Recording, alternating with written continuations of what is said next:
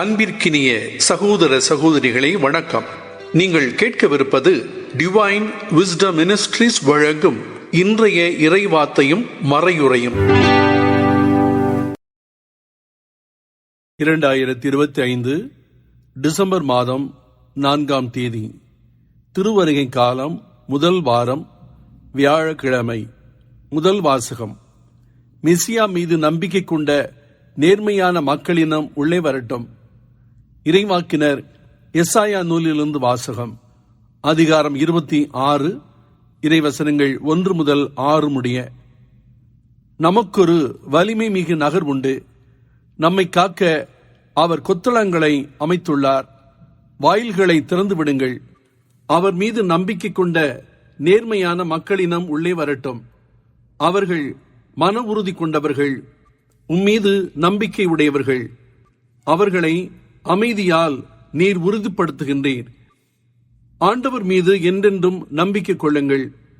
ஏனெனில் ஆண்டவர், என் ஆண்டவர் என்றும் உள்ள கற்பாரை, உயரத்தில் வாழ்வோரை அவர் தாழ்த்துகின்றார். வானுற உயர்ந்த நகரை தகர்க்கின்றார். அதை தரைமட்டமாக்கி புழுதியோடு புழுதியாக, மண்ணோடு மண்ணாக செய்கின்றார். எளியோரின் காலடிகளும் ஏழைகளின் பாதங்களும் அதை மிதிக்கும். ஆண்டவரின் அருள்வாக்கு. பதிலுரை பாடல் பல்லவி. ஆண்டவரின் பெயரால் வருபவர் ஆசி பெற்றவர். ஆண்டவருக்கு நன்றி செலுத்துங்கள், ஏனெனில் அவர் நல்லவர். என்றென்றும் உள்ளது அவரது பேரன்பு. மனிதர் மீது நம்பிக்கை வைப்பதை விட ஆண்டவரிடம் தஞ்சம் புகுவதே நலம். உயர்குடியினர் மீது நம்பிக்கை வைப்பதை விட ஆண்டவரிடம் அடைக்கலம் புகுவதே நலம். பல்லவி. ஆண்டவரின் பெயரால் வருபவர் ஆசி பெற்றவர். நீதிமான்கள் செல்லும் வாயில்களை எனக்கு திறந்து விடுங்கள். அவற்றினுள் நுழைந்து நான் ஆண்டவருக்கு நன்றி செலுத்துவேன். ஆண்டவரது வாயில் இதுவே. இது வழியாய் நீதிமான்களே நுழைவர். என் மன்றாட்டை நீர் கேட்டதால், எனக்கு நீர் வெற்றி அளித்ததால் உமக்கு நான் நன்றி செலுத்துகின்றேன். பல்லவி. ஆண்டவரின் பெயரால் வருபவர் ஆசி பெற்றவர். ஆண்டவரே மீட்டருளும். ஆண்டவரே வெற்றி தாரும். ஆண்டவரின் பெயரால் வருபவர் ஆசி பெற்றவர். ஆண்டவரது இல்லத்தினின்று உங்களுக்கு ஆசி கூறுகிறோம். ஆண்டவரே இறைவன், அவர் நம்மீது ஒளிர்ந்துள்ளார். பல்லவி. ஆண்டவரின் பெயரால் வருபவர் ஆசி பெற்றவர். நற்செய்திக்கு முன் வாழ்த்தொலி. அல்லேலுயா, அல்லேலுயா. ஆண்டவரை காண்பதற்கு வாய்ப்புள்ள போதே அவரை தேடுங்கள். அவர் அண்மையில் இருக்கும் போதே அவரை நோக்கி மந்தாடுங்கள். அல்லேலுயா.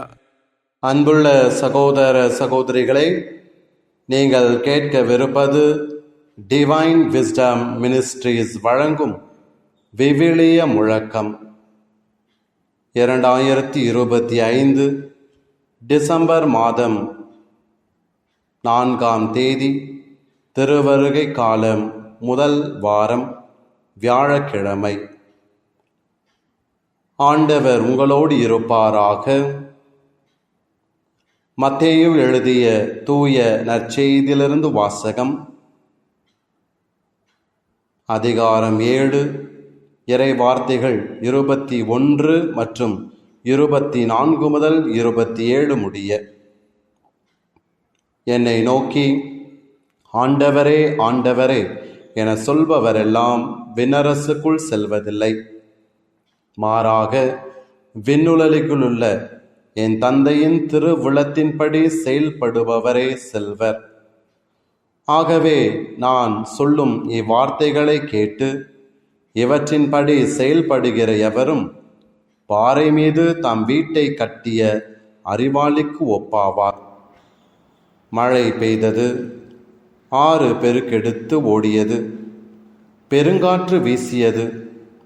அவை அவ்வீட்டின் மேல் மோதியும் அது விழவில்லை, ஏனெனில் பாறையின் மீது அதன் அடித்தளம் இடப்பட்டிருந்தது. நான் சொல்லும் இந்த வார்த்தைகளை கேட்டு இவற்றின்படி செயல்படாத எவரும் மணல் மீது தம் வீட்டை கட்டிய அறிவெளிக்கு ஒப்பாவார். மழை பெய்தது, ஆறு பெருக்கெடுத்து ஓடியது, பெருங்காற்று வீசியது, அவை அவ்வீட்டை தாக்க அது விழுந்தது. இவ்வாறு பேரழிவு நேர்ந்தது. ஆண்டவரின் அருள்வாக்கு. ஆண்டவர் இயேசு கிறிஸ்துவில் எனக்கு பிரியமான சகோதர சகோதரிகளே, இன்றைய நாளிலே நாம் வாசிக்கப்பட்ட நற்செய்தி வழியாக நாம் ஒவ்வொருவரும் ஆண்டவர் இயேசுவை போன்று செயல் வீரர்களாக நமது நம்பிக்கையை செயல்களால் எடுத்து எம்ப அழைப்பு கொடுக்கின்றது. இதை அழகாக இன்றைய நாளிலே ஆண்டவர் இரு வகையான அடித்தளங்களை எடுத்துக்காட்டாக நமக்கு கூறி அதை விளக்குகின்றார். அன்புக்குரியவர்களே, நாம் ஆண்டவருடைய இறை வார்த்தையை நாம் வாழ வேண்டும் அல்லது செயல்படுத்த வேண்டும் என்று சொன்னால் அதற்கு முன்பாக நாம் 2 காரியங்களை செய்ய இன்றைய வாசகங்கள் நமக்கு அழைப்பு விடுக்கின்றன. முதலாவதாக ஆண்டவர் இன்றைய நற்செய்தியிலேயே 24வது வசனத்திலே சொல்கிறார், நான் சொல்லும் இறைவார்த்தைகளை கேட்டு. ஆகவே ஆண்டவருடைய இறைவார்த்தையை நாம் செயல்படுத்த வேண்டும் என்று சொன்னால் முதலிலே நாம் இறைவார்த்தையை கேட்க வேண்டும். இறைவார்த்தையை நாம் கேட்டோம் என்று சொன்னால்தான் அதை நாம் உள்வாங்கி அதனுடைய அர்த்தத்தை முழுமையாக நாம் புரிந்து கொண்டு அதை செயல்படுத்த முயற்சி செய்ய முடியும். ஆகவே இன்றைய நாளில் நாம் முதலாவதாக சிந்தித்து பார்க்க வேண்டிய விஷயம், இறைவார்த்தையை நாம் முதலில் கேட்கின்றோமா? ஆகவே தான் ஆண்டவர் ஒரு இடத்திலே அழகாக சொல்லுவார், இறைவார்த்தை விதை போன்றது, அது முச்செடிகளின் நடுவே பாறைகளின் இடுக்குகளில் என்று சொல்லி இறைவார்த்தை கேட்கின்றார்கள், ஆனால் அதை செயல்படுத்த முடியாமல் சில பேர் போய்விடுகிறார்கள் என்று. ஆகவே இறைவார்த்தையை நாம் கடைபிடிக்க முதலாவதாக நாம் செய்ய வேண்டியது அதை கேட்பது. இரண்டாவதாக அன்புக்குரியவர்களே, கேட்பதோடு நில்லாமல் நாம் அதை ஆண்டவரிடம் தெரிவிக்க வேண்டும். அதாவது நாம் இறைவார்த்தையை கேட்டதிலே நான் இவ்வாறு ஆண்டவர் அதை செயல்படுத்த எனக்கு ஆற்றலை தாருங்கள் என்று சொல்லி நாம் ஆண்டவரை நோக்கி நாம் மனதை எழுப்ப வேண்டும். அவ்வாறு எழுப்புகின்ற சமயத்தில்தான் இறைவார்த்தையை கேட்பதோடு மட்டுமல்லாமல் அதற்கான ஆற்றலை ஆண்டவரிடம் நாம் பெற்றுக்கொள்ள முடியும். ஆகவே இறைவார்த்தையை நாம் செயல்படுத்த நாம் செய்ய வேண்டிய இரண்டாவது விஷயம், நாம் செய்ய வேண்டிய காரியங்களை நினைவு கூர்ந்து ஆண்டவரிடம் ஒப்படைத்து விட்டு நாம் செய்ய ஜெபத்தில் ஈடுபட வேண்டும். நாம் ஜெபிக்கின்றோமா? மூன்றாவதாக நாம் நற்செய்தியோடு இணைந்து நாம் யாக்கோபு திருமுகத்திலும் வாசிக்கிறோம், நம்பிக்கையோடு இணைந்த செயல். அவ்வாறு இல்லை என்று சொன்னால் செத்த விசுவாசம் என்று சொல்லுகின்றார். அந்த வகையிலே நாம் இறைவார்த்தை கேட்டிருக்கின்றோம், இறைவனிடம் அதற்கான ஆற்றலை பெற ஜெபித்திருக்கின்றோம். மூன்றாவதாக நாம் அதை கண்டிப்பாக செயல்படுத்த முடியும். ஆகவே இந்த நாளிலே இறைவார்த்தை வழியாக நமக்கு கொடுக்கின்ற இந்த சிந்தனைகளை ஏற்றுக்கொள்வோம். ஆண்டவரை போல நாம் செயல் வீரர்களாக இருக்க வேண்டும். ஆண்டவர் தான் சொன்ன அனைத்தையும் கடைபிடித்தார். தன் நண்பருக்காக உயிரை கொடுப்பதை விட மேலான அன்பு எதுவும் இல்லை என்று அவர் சொல்ல மட்டும் செய்யவில்லை, மாறாக அதை வாழ்ந்து காட்டினார், நாம் அனைவரும் வாழ்வு பெறுவதற்காக. ஆக இறை வார்த்தையை அவர் தனது குழந்தை பருவம் முதல் கண்டிப்பாக தன் பெற்றோர்கள் வழியாக தான் ஜெபம் செய்யும் இடமாகிய அந்த சினகாக் என்று சொல்லப்படுகின்ற அந்த இடத்திலே என்று பல்வேறு நிலைகளில் அவர் கேட்ட இறைவார்த்தையை அவர் கேட்பதோடு மட்டுமல்லாமல் அதற்கான ஆற்றலை ஆண்டவரிடம் இறை தந்தையிடம் பெற்று அதை செயல்படுத்தியிருக்கிறார். நாமும் இறைவார்த்தையின் செயல் வீரர்களாக மாற ஜெபிப்போமா? எங்களை ஒவ்வொரு நாளும் நேசித்து வழிநடத்தும் அன்பு தகப்பனே இறைவா, இந்த அருமையான நற்செய்திக்காக நாங்கள் உம்மை போற்றி புகழ்கின்றோம். இன்றைய நற்செய்தியின் வழியாக எங்களுக்கு கொடுத்த சிந்தனைகளை நாங்கள் ஏற்றுக்கொள்ள விரும்புகின்றோம், அதை வாழ்வாக்க ஆசைப்படுகின்றோம். உமது திருமகனைப் போல இறைவார்த்தையை நாங்கள் கேட்டு அதை நாங்கள் ஆண்டவரிடம் ஜெபித்து அதற்கான அருளை பெற்று அதை எங்கள் வாழ்வில் அனுதினமும் செயல்படக்கூடிய நல்ல ஆசியை தந்திரள வேண்டுமென்று எங்கள் ஆண்டவராகிய கிறிஸ்து வழியாக உம்மை மன்றாடுகின்றோம். ஆமேன்.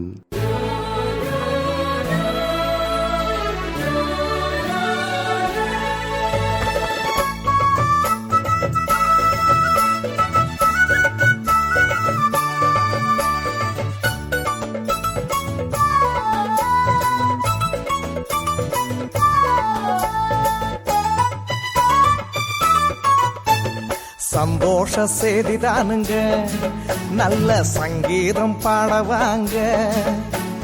சந்தோஷ செய்திதானுங்க, நல்ல சங்கீதம் பாடவாங்க. இன்று பாலனாய் பூவினில் வந்தாரே தேவன், எல்லோரும் ஆடி பாடுங்க. இன்று பாலனாய் பூவினில் வந்தாரே தேவன், எல்லோரும் ஆடி பாடுங்க. சந்தோஷ செய்திதானுங்க, நல்ல சங்கீதம் பாடவாங்க. இன்று பாலனாய் பூவினில் வந்தாரே தேவன், எல்லோரும் ஆடி பாடுங்க. இன்று பாலனாய் பூவினில் வந்தாரே தேவன், எல்லோரும் ஆடி பாடுங்க. இது சந்தோஷ செய்திதானுங்க, நல்ல சங்கீதம் பாடவாங்க.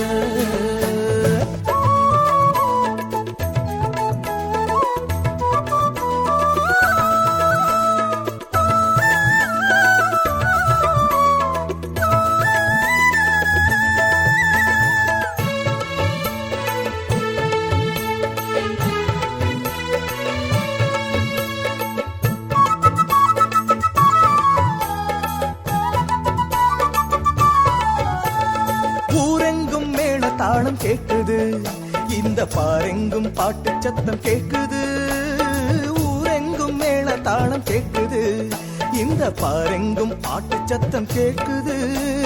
பாலனின் பிறப்பை எண்ணி எண்ணி ஆடுவோம் நாமும் துள்ளி துள்ளி.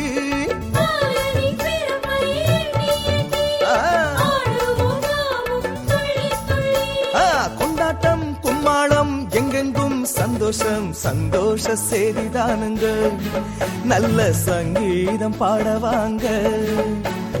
சந்தோஷ செய்திதானுங்க, நல்ல சங்கீதம் பாடவாங்க.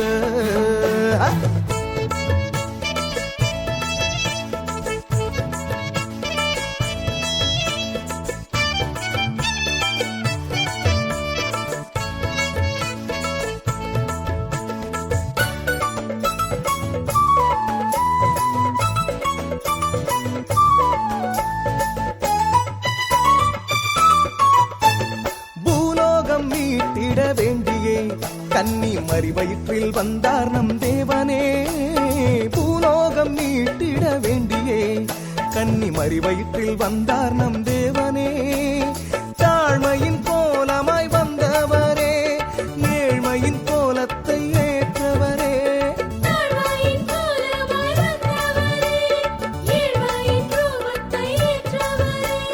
சந்தோஷம் சந்தோஷம் பாரெங்கும் சந்தோஷம், சந்தோஷ செய்திதானுங்க, நல்ல சங்கீதம் பாடவாங்க.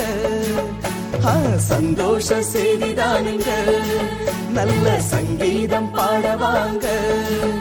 இன்று பாலனாய் பூவினில் வந்தாரே தேவன், எல்லோரும் ஆடி பாடுங்க. இன்று பாலனாய் பூவினில் வந்தாரே தேவன், எல்லோரும் ஆடி பாடுங்க. இது சந்தோஷ செய்திதானுங்க, நல்ல சங்கீதம் பாடவாங்க. இது சந்தோஷ செய்திதானுங்க, நல்ல சங்கீதம் பாடவாங்க.